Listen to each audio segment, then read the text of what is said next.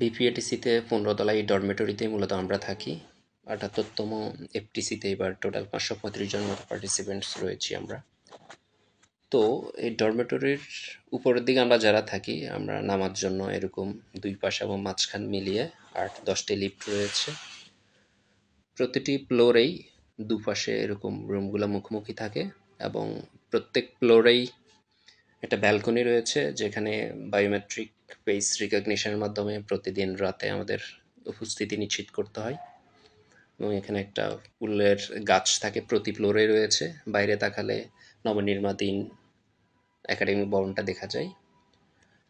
প্রতিটি ফ্লোরে fridge, washing machine এবং একটা টেলিভিশন রুম রয়েছে এবং রুম বয় যারা রয়েছে ওরা এখানেই থাকে মূলত। এবং আমরা এখান থেকে বের হয়ে যখন ক্লাসরুম কিংবা খেলার মাঠে যাওয়ার জন্য আমরা এই করিডোরটা ইউজ করি।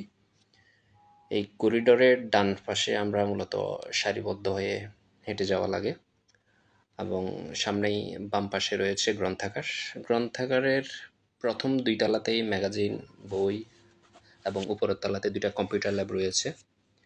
সামনেই থাকে ক্যাফেটেরিয়া, মোট এরকম 3টে ক্যাফেটেরিয়া থাকে যেখানে আমরা সেকশন ওয়াইজ খেতে আসি এবং বাইরে রয়েছে একটা মাল্টিপারপাস বিল্ডিং যেখানে ব্যাংক, পোস্ট অফিস সব বিভিন্ন ধরনের সেবা এখানে দেওয়া হয়ে থাকে এবং গ্রন্থাগারের বাইরে এই যে রাউন্ড টেবিল রয়েছে এখানে মাঝে মধ্যে আমাদের গ্রুপ স্টাডি করা হয় এবং ইনডোর একটা খেলার মাঠ রয়েছে যেখানে শরীর চর্চা সহ টেবিল টেনিস, ক্যারম এবং অনেকগুলো ট্রেডমিল রয়েছে যেখানে শরীর চর্চা করতে অনেকেই আসেন।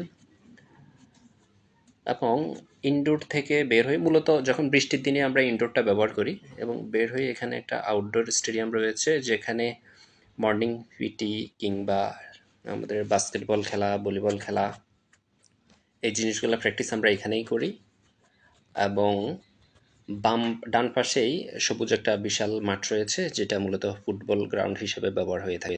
শুক্র শনি বন্ধ থাকায় ক্যাম্পাস মোটামুটি ফাঁকা। কালকে থেকে আবার ক্লাস শুরু হয়ে যাবে। শেষ করব কালচারাল প্রোগ্রামের রিহার্সালের একটা অংশ দিয়ে।